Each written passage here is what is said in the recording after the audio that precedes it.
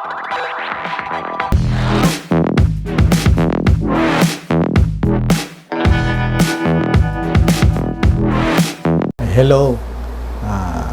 I am Larry Gasilla.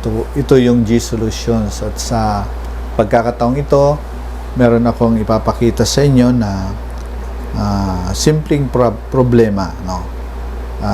Sample problem patungkol sa mga materials na ginagamit natin sa electric circuits.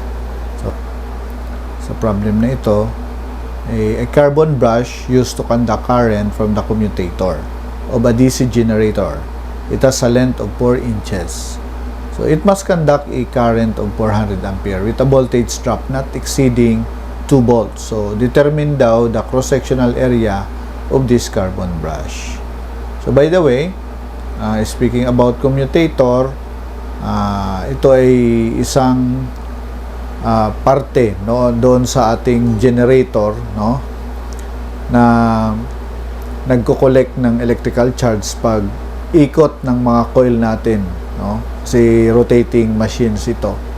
So para makolekta yung electrical charge, meron siyang commutator at part nito yung brush, meron siyang brush, okay? In this case, yan, carbon brush, okay, yung ginamit natin. So sabi doon, dapat hindi mag-exceed ng 2 volts yung dadaan doon na, di ba? Pag sinukat mo yung from point to point niya, dapat hindi siya mag-exceed ng 2 volts. So, at nagka-conduct siya ng kuryente na 400 ampere. Sige, solve natin to. So, makikita natin, no, sa ating problem. So, meron tayong given. Again, carbon brush ito, kung i-drawing natin, parang ganito yung tsura niya, di ba? So, yun. So, binigay yung length nito. So, yung length nito ay 4 inches. Okay? No? Now, ang current na i-conduct nito, o napapasok dito at dadaloy dyan, ay 400, not ohms but ampere. Okay?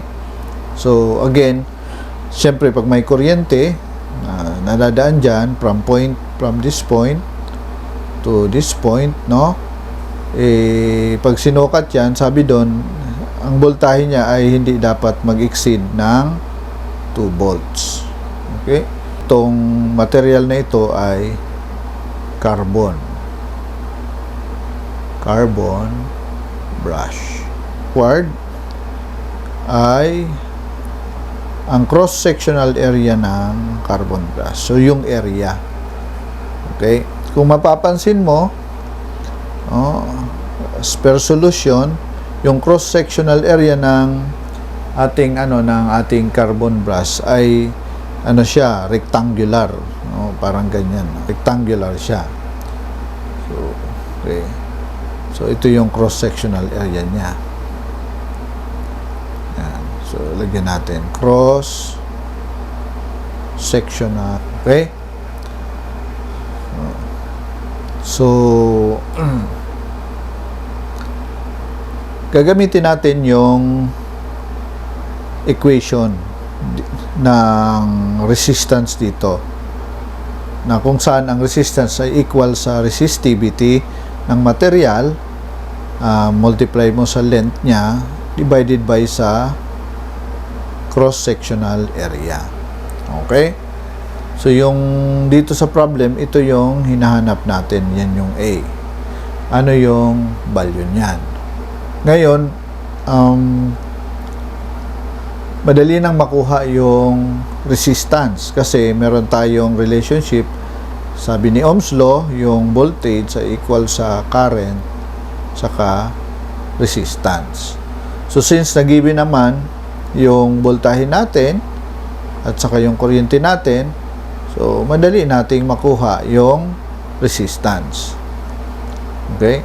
So kaya pwede nating i-substitute na. So yung resistance natin, yan. So dito yung voltage natin ay 2 volts divided by the current na 400 equals yung resistivity ng materialis natin, meron tayong table dyan sa libro. So actually yung value niya ito. Yan. Okay. Ito yung value niya.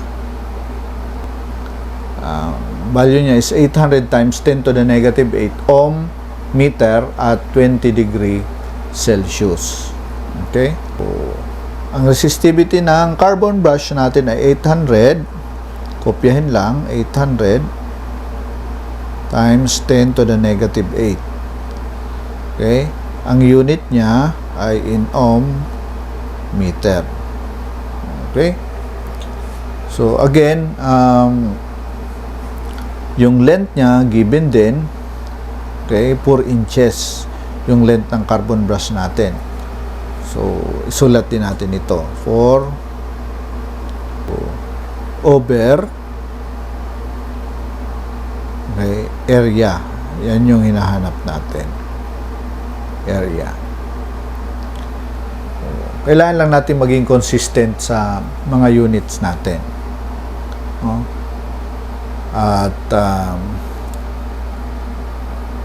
gamit tayo ng mga tawag dito yung conversion factor para ma-cancel natin yung dapat ma-cancel dito, no? So since na may meter tayo tsaka may inches dito, so alam naman natin na meron tayong conversion factor na yung 1 foot, di ba? Yung 1 foot is equivalent to 3048 meters. Okay, pwede natin magamit yan. O kaya kung mayroon kayong diretsahan na, no? Pero let's use that one.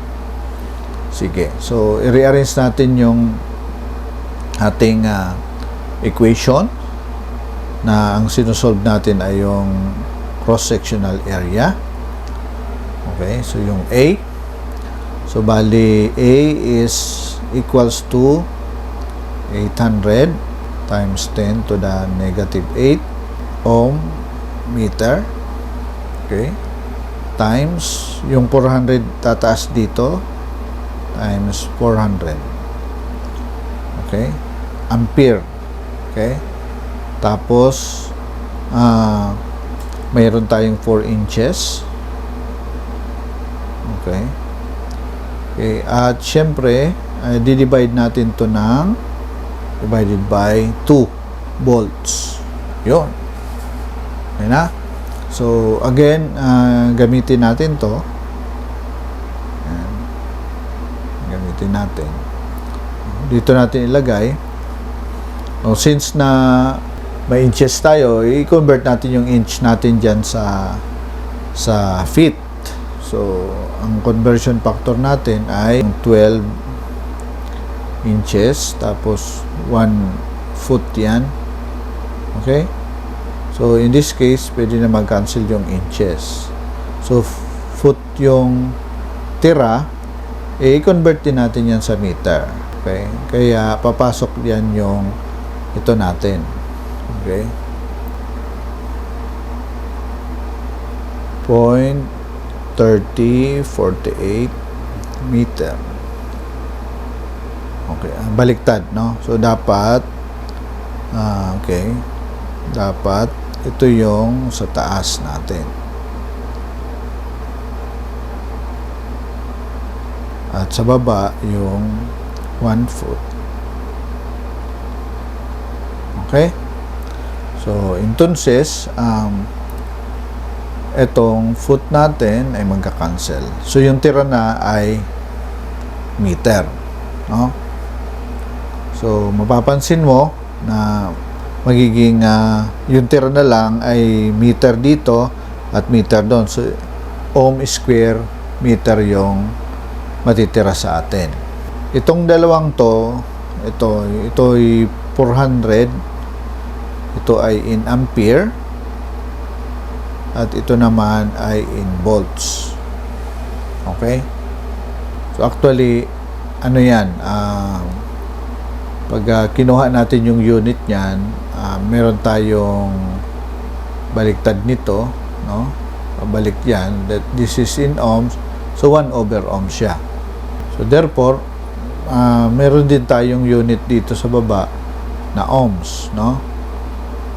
Ohms. Okay? So, entonces, magka-cancel itong ohm natin dito. So, yung tira natin ay square meter. So, ang sagot natin, okay, ay i-calculator natin.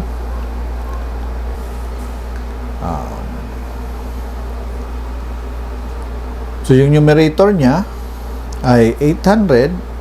Ayan, base sa naisulat natin dyan sa whiteboard natin, times 10 to the negative 8. Okay, yan yung resistivity, times